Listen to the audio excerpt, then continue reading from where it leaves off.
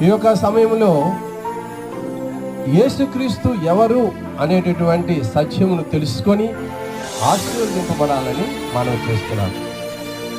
ఎవరు యేసుక్రీస్తు అని అంటే, యేసుక్రీస్తు అందరికీ ప్రభువు, అందరికీ ఉపకారి. దేవునికి స్తోత్రం కలుగుగాక.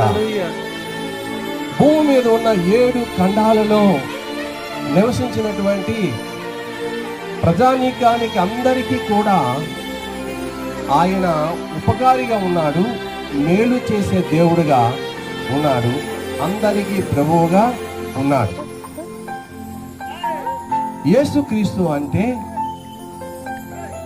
ఎవరు, ఆయన చేసే పనులు ఏమిటి మొదలైనటువంటి విషయాలు తెలుసుకోవలసినటువంటి అవసరత ఉన్నది. యేసుక్రీస్తు వారి గురించి తెలుసుకున్న తర్వాత